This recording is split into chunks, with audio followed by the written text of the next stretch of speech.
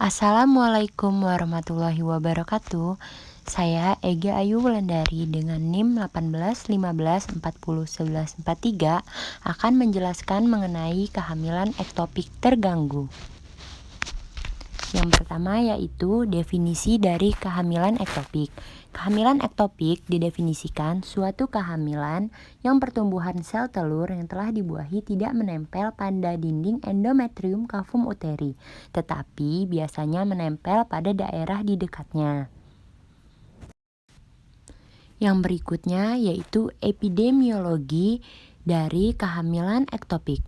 Frekuensi dari kehamilan ektopik dan kehamilan intrauteri dalam satu konsepsi yang spontan terjadi dalam 30.000 atau kurang.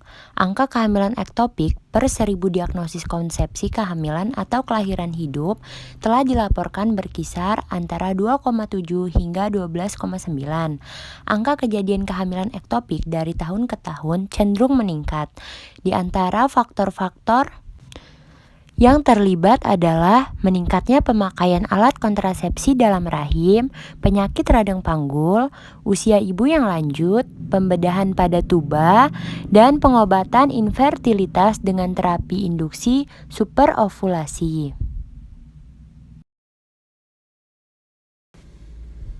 Berikut beberapa faktor risiko yang menyebabkan kehamilan ektopik.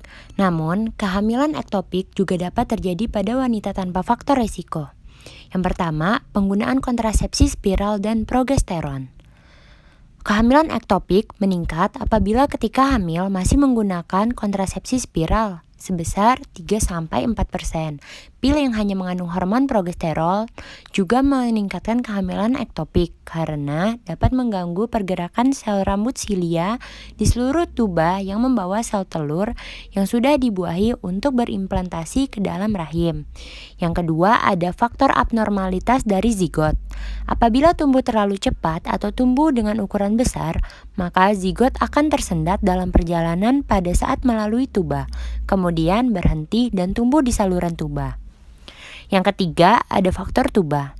Faktor tuba ada dua, yaitu faktor dalam lumen tuba dan faktor pada dinding tuba. Yang keempat, ada faktor ovum. Bila ovum memproduksi dan ditangkap oleh tuba yang kontralateral, dapat membutuhkan proses khusus atau waktu yang lebih lama, sehingga kemungkinan terjadinya kehamilan ektopik pun semakin besar. Faktor lain yaitu pemakaian IUD, di mana proses peradangan yang dapat timbul pada endometrium dan endosalping dapat menyebabkan terjadinya kehamilan ektopik.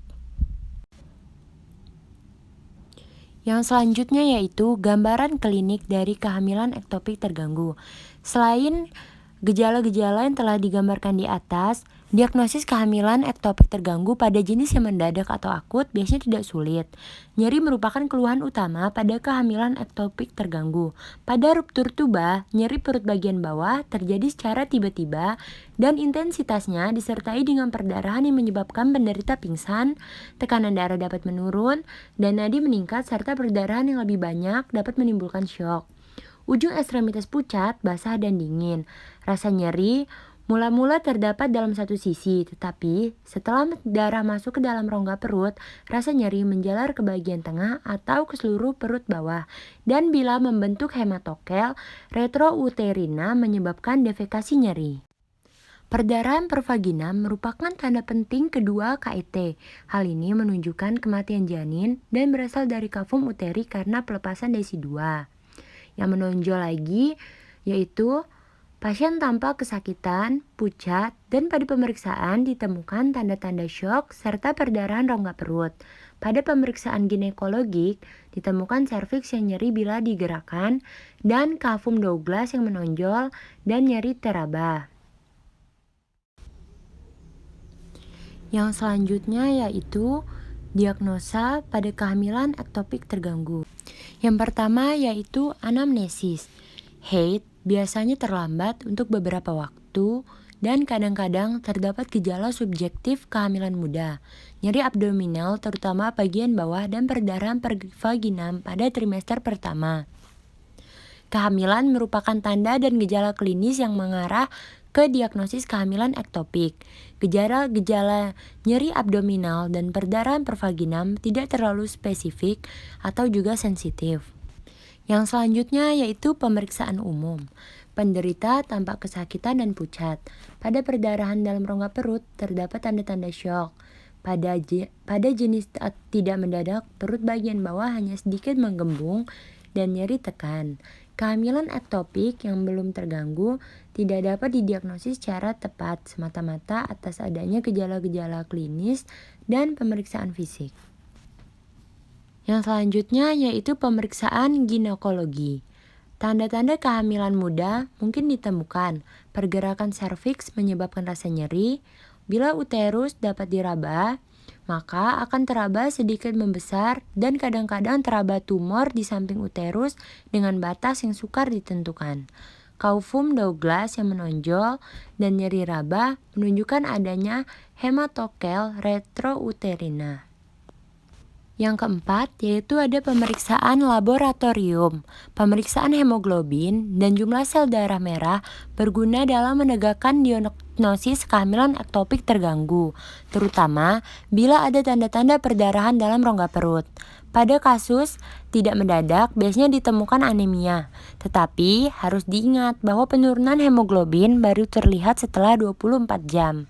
Perhitungan leukosit secara berturut-turut menunjukkan adanya perdarahan bila leukosit meningkat atau terjadi leukositosis.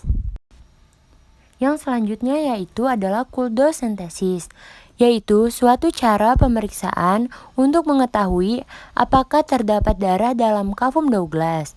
Cara ini sangat berguna untuk membuat diagnosis kehamilan ektopik terganggu. Adapun tekniknya itu sebagai berikut. Yang pertama, penderita dibaringkan dalam posisi litotomi. Vulva dan vagina dibersihkan dengan kapas antiseptik, spekulum dipasang dan bibir belakang porsio dijepit dengan tenakulum. Kemudian dilakukan traksi ke depan sehingga fornix posterior ditampakkan. Lalu menggunakan jarum spinal nomor 18 ditusukkan ke dalam kafum Douglas dan dengan menggunakan PET 10 ml dilakukan pengisapan. Hasil positif jika darah yang dikeluarkan berwarna coklat sampai hitam yang tidak membeku atau berupa bekuan-bekuan kecil. Hasil negatif bila cairan yang dihisap berupa cairan jernih yang mungkin berasal dari cairan peritoneum normal atau kista ovarium yang pecah. Yang kedua, nanah yang mungkin berasal dari penyakit radang pelvis atau radang appendix yang pecah atau nanah harus dikultur. Yang ketiga, darah segar berwarna merah yang dalam batas beberapa menit akan membeku. Yang terakhir ada ultrasonografi. Ultrasonografi merupakan cara yang paling efisien untuk mendiagnosis suatu kehamilan intrauteri. Cara yang terbaik untuk mengkonfirmasi suatu kehamilan intrauteri adalah dengan menggunakan USG. Sensitivitas dan spesifisitas dari diagnosis kehamilan intrauteri dengan menggunakan modalitas ini mencapai 100% pada kehamilan di atas 5,5 minggu. Royal College of Obstetricians and Gynecologists akhir-akhir ini merekomendasikan bahwa USG transvaginal merupakan alat diagnostik pilihan untuk pemeriksaan kehamilan ektopik.